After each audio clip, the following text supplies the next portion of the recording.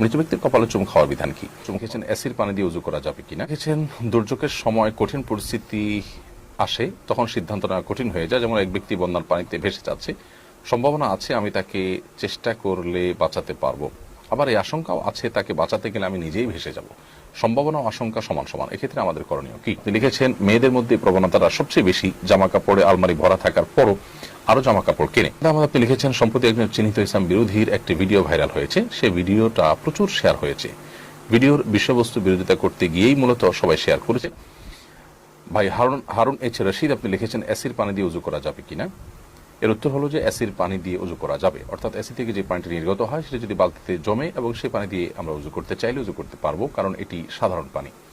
এই পানিতে কোনো অপবিত্র বস্তু যেমন মিশেনি, ঠিক তেমনি ভাবে এই পানিতে এমন কোনো পদার্থ মিশেনি যার ফলে পানির গুণাগুণ, পানির রং, পানির স্বাদ, পানির অন্যান্য বৈশিষ্ট্যগুলো পরিবর্তন হয়ে যেতে পারে, এরকম কোনো পরিস্থিতি কিন্তু এই পানির মধ্যে আপনার তৈরি হয় না, যার কারণে সেটি দিয়ে উজু করা যাবে। এ বিষয়ে কাতার ভিত্তিক ফতোয়ার বিশ্ববিখ্যাত ওয়েবসাইট ইসলাম ওয়েব মার্কাজুল ফতোয়া, সেখানে মুফতিগণ অ্যাসিড পানি দিয়ে উজু করা যাবে মর্মে ফতোয়া দিয়েছিলেন, অতএব অ্যাসিড পানি দিয়ে আমরা উজু করতে পারবো। এরপর আবু জাফর আপনি লিখেছেন দুর্যোগের সময় কঠিন পরিস্থিতি আসে তখন সিদ্ধান্ত নেওয়া কঠিন হয়ে যায়, যেমন এক ব্যক্তি বন্যার পানিতে ভেসে যাচ্ছে, সম্ভাবনা আছে আমি তাকে চেষ্টা করলে বাঁচাতে পারবো, আবার এই আশঙ্কাও আছে তাকে বাঁচাতে গেলে আমি নিজেই ভেসে যাব, সম্ভাবনা ও আশঙ্কা সমান সমান, এক্ষেত্রে আমাদের করণীয় কি?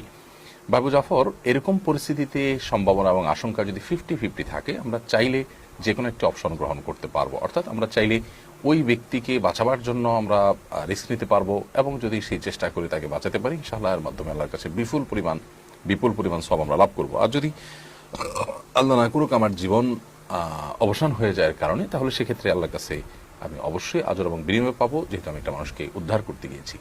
আর যদি নিজের মৃত্যু অনেকটাই নিশ্চিত হয়, এরকম চরম পর্যায়ে হয়, তাহলে সেক্ষেত্রে অবশ্যই সেই উদ্যোগ নেওয়া সঠিক হবে না, অর্থাৎ আরেকজনের জীবনটা আমি রক্ষা করতে পারবো কিনা নিশ্চিত নয়, কিন্তু নিজের জীবন ঠিকই আমার অবসান হয়ে যেতে পারে, এরকম পরিস্থিতি হলে তাহলে সেক্ষেত্রে নিজেকে অবশ্যই সেই পরিস্থিতি থেকে বাঁচিয়ে রাখার আপ্রাণ চেষ্টা করে, অর্থাৎ এরকম রিস্কের মধ্যে নিজেকে ফেলা মোটেই সঠিক হবে না।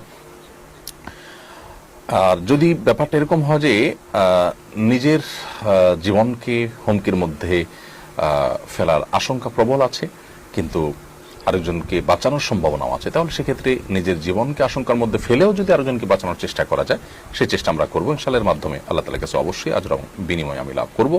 এবং এই স্যাক্রিফাইসটাই কিন্তু ইসলামের অন্যতম বড় শিক্ষা, বিশেষ করে বন্যা এবং ত্রাণ কার্যক্রমের মধ্যে আপনার এই ধরনের স্যাক্রিফাইস অনেক বেশি প্রয়োজন। একজন ইমানদারের জীবনে স্যাক্রিফাইসটা এত গুরুত্বপূর্ণ যে স্যাক্রিফাইস ছাড়া আমরা কখনো ভালো মুসলমান হতে পারবো না।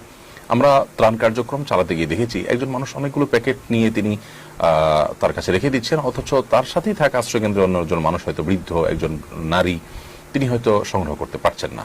তখন আমার একাধিক প্যাকেট থেকে তাকে একটা প্যাকেট যেখানে দেওয়া কর্তব্য, সেখানে আমরা একাধিক প্যাকেট সেখানে সংগ্রহ করার চেষ্টা আমরা অনেকে করে থাকি, যেটি মোটেই আমাদের ভালো মানুষ হওয়ার কোনো প্রমাণ নয়। বিধায় এরকম পরিস্থিতিতে আমাদের স্যাক্রিফাইস করার সর্বোচ্চ চেষ্টা আমাদের মধ্যে অব্যাহত থাকতে হবে। আল্লাহ তাআলা আমাদের সেই তৌফিক দান করুন। এরকম প্রচেষ্টা যদি আমরা না করি এবং এ ধরনের প্রচেষ্টা যদি আমাদের কোনো রকম ত্রুটি থাকে, তাহলে সেক্ষেত্রে ভালো মুসলমান হওয়ার সুযোগ কিন্তু নেই।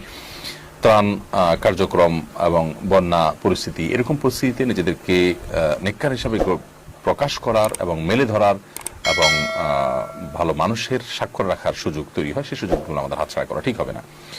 রুনিয়া সরকার শিলা আপনি লিখেছেন মেয়েদের মধ্যে প্রবণতাটা সবচেয়ে বেশি, জামা কাপড়ে আলমারি ভরা থাকার পরও আরো জামা কাপড় কেনে, প্রত্যেক অনুষ্ঠানে আলাদা আলাদা জামা কাপড় পরে উপস্থিত হয়, একজন মানুষের সর্বোচ্চ কয়টা ড্রেস থাকতে পারে, অধিক সংখ্যক ড্রেস কেনা যায় আছে কিনা? দেখুন, ড্রেসের কোনো সংখ্যা ঠিক করে দেয়নি যে এর বেশি সংখ্যক ড্রেস থাকলে সেটি গুনাহ হবে, এবং এটা ঠিক যে আপনার মেয়েদের মধ্যে এরকম প্রবণতা আছে যে বিভিন্ন অনুষ্ঠানে নতুন নতুন পোশাক পরে তিনি চমক দেখাতে চান, অন্যদের দৃষ্টি আকর্ষণ করতে চান, তার বিশেষত্ব প্রকাশ করতে চান। সন্দেহাতীতভাবে এটা ইমানদারের জন্য শোভনীয় কোনো বিষয় নয়। ইমানদার কখনো শো অফ করার জন্য এ ধরনের অর্থ ব্যয় করবেন না। জাস্ট মানুষের কাছে নিজের ব্যক্তিত্ব জাহির করা, নিজের শৌখিনতা জাহির করা, এটা কখনো একজন নিষ্ঠাবান মুসলমানের কাজ হতে পারে না। একজন নিষ্ঠাবান মুসলমান পোশাক পরবেন, সৌন্দর্যের জন্য পোশাক পরা কিন্তু নিষেধ নয়। নবী করিম সাল্লাল্লাহু আলাইহি ওয়াসাল্লামের কাছে জিজ্ঞাসা করা হয়েছিল, ইয়া রাসূলুল্লাহ, আমাদের মধ্যে কেউ সৌন্দর্যের জন্য পোশাক পরেন, অথবা তার কোনো পোশাক ভালো লাগে তিনি সেই পোশাক পরেন, তাহলে সেক্ষেত্রে সেই পোশাক পরলে তার কি গুনাহ হবে কিনা এবং এর কারণে তিনি অহংকারী হবেন কিনা? নবী করিম সাল্লাল্লাহু আলাইহি ওয়াসাল্লাম তখন বলেছেন, না, ইন্নাল্লাহা জামিল ইউহিব্বুল জামাল, আল্লাহ তাআলা সুন্দর সৌন্দর্যকে পছন্দ করেন। অতএব সৌন্দর্য এর কারণে যদি আপনি পোশাক কিনেন, আপনার কোনো পোশাক ভালো লাগছে আপনি কিনছেন ভিন্ন কথা, বাট ওই যে শো অফ করা, অন্যদের থেকে নিজেকে আলাদা করা, জাহির করা নিজেকে, এগুলোর জন্য আপনি অনেক কাপড় চোপড় কিনলে, অনেক পোশাক আশাক কিনলে সেটি অপচয়ের গুনাহে কিন্তু চলে যেতে পারে। এটি নির্ভর করে নিয়তের উপর এবং আপনার মাত্রার উপর, এবং মাত্রাটা অনেক সময় ব্যক্তি ভেদে ভ্যারি করে। অতএব সাধারণ তো আপনার অনেক প্রয়োজনীয় কাজে আপনি খরচ না করেও শুধুমাত্র এই শো অফ করছেন এবং মানুষের দৃষ্টিকে আকৃষ্ট করার চেষ্টা করছেন, সেটা যদি হয় তাহলে অল্প পোশাক কিনলেও গুনাহগার হতে পারেন। আর যদি এরকম বদনিয়ত না থাকে তাহলে অনেক বেশি পোশাক হয়েও ইনশাআল্লাহ বিদিন হয়তো আমরা গুনাহগার হব না।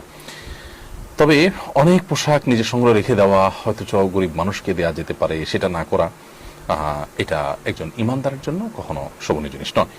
জুনায়েদ আহমদ আপনি লিখেছেন, সম্প্রতি একজন চিহ্নিত ইসলাম বিরোধীর একটি ভিডিও ভাইরাল হয়েছে। সেই ভিডিওটা প্রচুর শেয়ার হয়েছে। ভিডিওর বিষয়বস্তু বিরোধিতা করতে গিয়েই মূলত সবাই শেয়ার করেছেন এবং সেই ভিডিওতে অ্যাংরি রিয়্যাক্ট দিয়েছেন। এতে তো ভিডিওর প্রচারই হলো। তাহলে এসব ক্ষেত্রে মুমিন হিসেবে প্রতিক্রিয়া ব্যক্ত করার পদ্ধতিটি কি? খুবই গুরুত্বপূর্ণ এবং প্রয়োজনীয় একটি প্রশ্ন। ভাই জুনায়েদ আহমেদ, এটি আপনি সঠিক বলেছেন যে এ ধরনের ক্ষেত্রে আমরা অনেকেই বুদ্ধিমত্তার পরিচয় দিতে পারি না।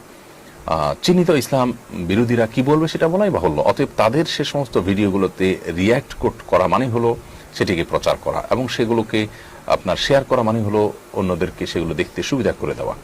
এগুলোর মাধ্যমে তারা অ্যাডসেন্সের মাধ্যমে যেমন অর্থ উপার্জন করতে পারেন, এটা তাদের একটা উপার্জনের মাধ্যম হয়, অর্থাৎ তাদেরই উপকার হয় দিন শেষে।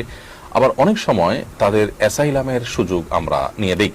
ইসলাম বিদ্বেষী কারোর কোনো ভিডিওকে প্রচার করার, অ্যাংরি রিয়েক্ট দেওয়া, এমনকি মন্তব্যের ঘরেও সেখানে কিছু বলতে যাওয়া, বেশিরভাগ ক্ষেত্রেই এটি তাদের প্রচারণার অংশ। হ্যাঁ, কেউ যদি গবেষক হন, দায়ী হন, ওয়াইজ হন, ইসলাম প্রচারক হন, তাহলে সেক্ষেত্রে তার জায়গা থেকে তিনি যদি এই কাজটি করেন এবং দাওয়াতের উদ্দেশ্যে করেন এবং তিনি যদি মনে করেন যে এটা একান্ত প্রয়োজন, তাহলে ভিন্ন কথা। কিন্তু তার ক্ষেত্রেও আমার ক্ষুদ্র অভিমত হলো যে এগুলোকে অ্যানালাইসিস করে যদি মনে হয় যে এগুলোর জবাব যাওয়া দরকার সাধারণ মানুষের কাছে, তাহলে সেক্ষেত্রে জবাব যেতে পারে এবং সে জবাবেও তার নাম উল্লেখ করাও বেশিরভাগ ক্ষেত্রে প্রয়োজন। আর বিশেষ করে এই সমস্ত কথা তখনই প্রযোজ্য যখন লোকটি দেশের বাইরে থাকে, না সে দেশে থাকছে, না আমাদের দেশের আইন এবং প্রশাসন নাগালে আছে। অতএব তাকে বিরোধিতা করতে গিয়ে তাকে আমরা প্রমোট করি, তার প্রচার করি, তাহলে সে ইসলাম বিরোধী, ইসলাম বিদ্বেষী চিহ্নিত অপশক্তির কাছ থেকে সুবিধা পাওয়ার সুযোগ আরো বেশি তৈরি হবে। আমরা জানি যে অনেক নাস্তিকরা ইসলাম বিদ্বেষী তাদের কর্মকাণ্ড পরিচালনা করে থাকে। তারা কানাডা, জার্মানি সহ পৃথিবীর অনেক দেশের অ্যাসাইলাম পাওয়ার জন্য, এই অ্যাসাইলাম পেতে তাদের আরো সহায়ক হবে তাদের প্রতি এই রিয়্যাক্টগুলো, এগুলো দেখিয়ে তারা অ্যাসাইলাম নিতে সুবিধা হবে তাদের। অতএব সেটা যেন আমরা কোনো অবস্থাতে না করি, সেই বিষয়ে আমাদের দায়িত্বশীলতার পরিচয় দেওয়া উচিত এবং এ জাতীয় লিঙ্কগুলো অন্যের কাছে কোনো অবস্থায় শেয়ার করা উচিত নয়। যারা গবেষক আছেন তারা প্রয়োজন মনে করলে মানুষকে তাদের নাম উল্লেখ ছাড়াও তাদের এ সমস্ত অপলাপের জবাব তারা দিবেন ইনশাআল্লাহ তাআলা।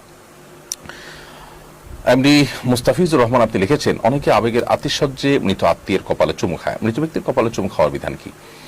মৃত ব্যক্তির কপালে চুমু খাওয়া নাজায়েজ কিংবা হারাম কোনো বিষয় নয়। মহব্বত এবং ভালোবাসার কারণে এবং আবেগের আতিশয্যে মৃত ব্যক্তির কপালে চুমু খাওয়া যায়।